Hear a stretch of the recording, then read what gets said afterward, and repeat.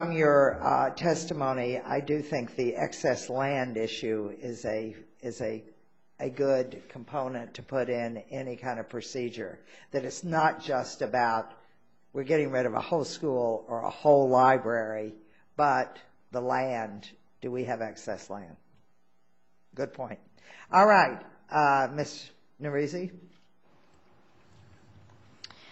My name is Parisa Narizi, and I'm the co-director of the grassroots membership-based organization Empower DC, and I'll just kind of, I'll let you read my testimony, and I'll just speak to respond to some of the things that you said earlier.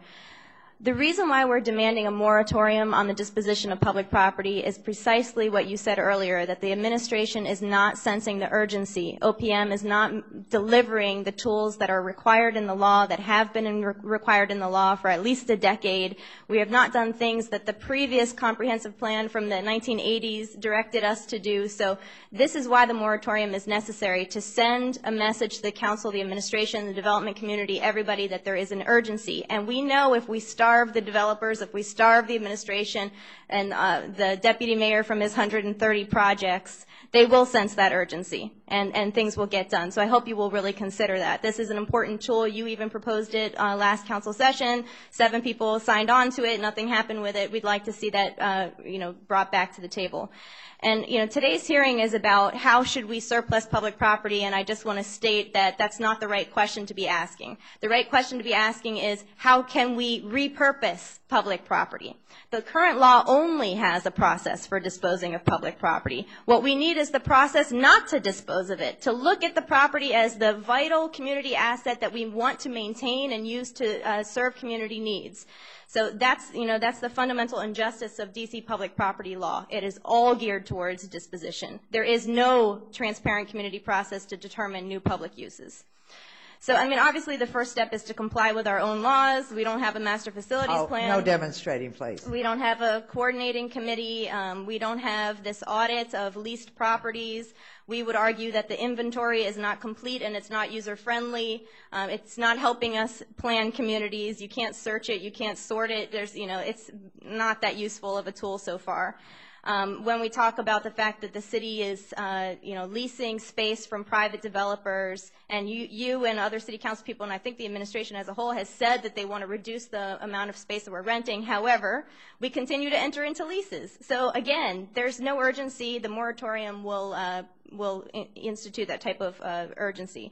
We entered into a 20-year lease on a warehouse in Southeast at the cost of $6.5 million per year. It's been vacant for, 6 months? At the cost of over $500,000 per month. So we're paying over $500,000 per month for a vacant property that the city has now determined that we probably won't use for the intended use. And we spent another $1 million on architectural plans that are now useless. So again, the council has not done its due diligence to ensure that that proper planning tools are in place and that our resources are being protected.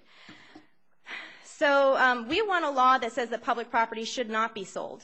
And I understand that a lot of people feel that that's a hard line. But the fact of the matter is that we have lost too much already, and that we do not need to sell public property in order to create revitalization, in order to ensure that these properties are used. First of all, you can lease the property, and also we're talking about community economic development, not the type of traditional economic development that the administration seems to only know about. This government, unfortunately, only knows about stadiums and hotels and condos. We do not know about small business incubators and real affordable housing for those who really need it, and space for community organizations, and community farmers markets and gardens that are constantly being displaced. And this is our opportunity. Public property is our only opportunity. The private market is not going to deliver those things. And the developers have they've had plenty of success in the private market doing those things on their own. It really is a moral question here. It really comes down to a moral question.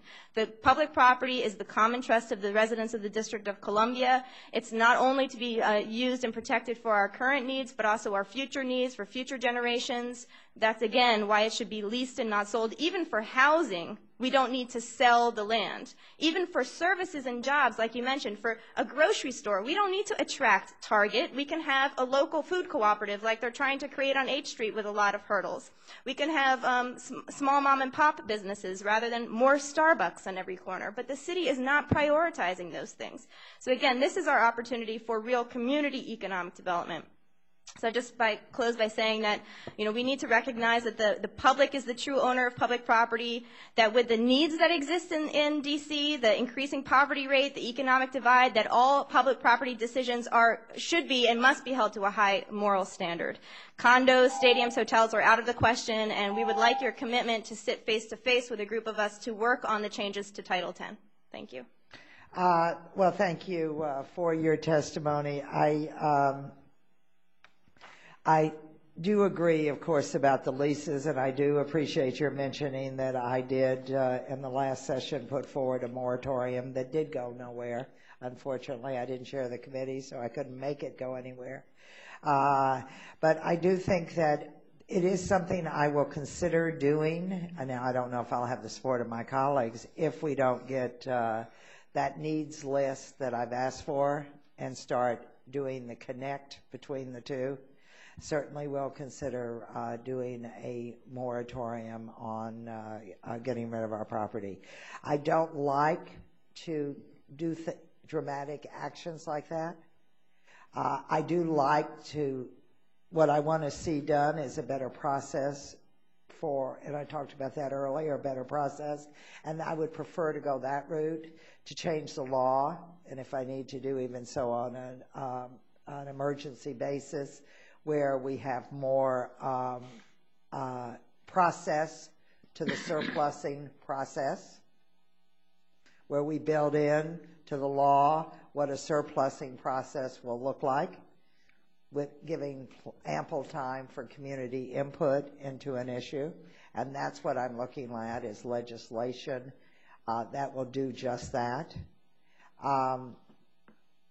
But if we can't get as soon the needs list, and then see that then coupled with the list of the properties we do have, then I would go to that next more dramatic step. But I don't want to have to do that.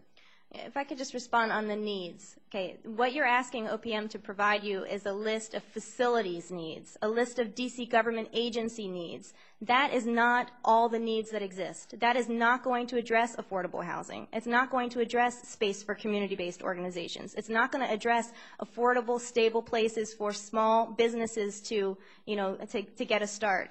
But so see, that's what we're saying. Those kinds of things, I would think that goes into the planning process and the comprehensive plan for the city. And that all has to be meshed together. But I got to tell you, I think we have not enough small businesses, but I want to see Costco.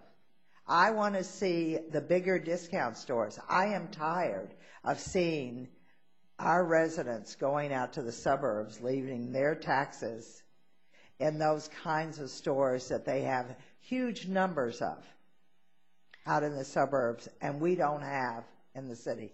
Those businesses will not even keep their profits in the local banks. They send all of their proceeds every night to their headquarters, like Walmart does in Arkansas. It's going to harm local businesses. They still save those residents here who would like to be able to get products at a more reasonable price. I'd like my residents to have the same opportunity that other residents across this country have. Now, that may not be on your agenda, but it's on mine. All right, thank you for your testimony. And I also did the long-term leasing issue. I certainly favor those over the selling of our property where we can do it. Sometimes it is not proven, I'm aware, practical because of the need for financing and those kinds of things. And so sometimes it cannot be practical, but where it is practicable, but where it is, I would certainly favor that. Okay, next.